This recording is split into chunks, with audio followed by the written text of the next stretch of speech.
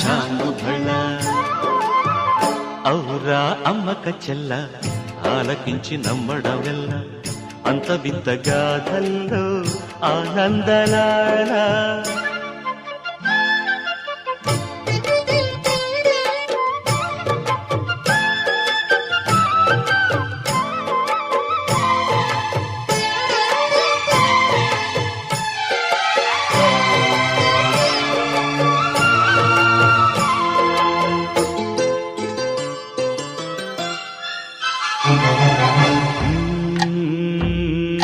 నల్లరాతి కండలతో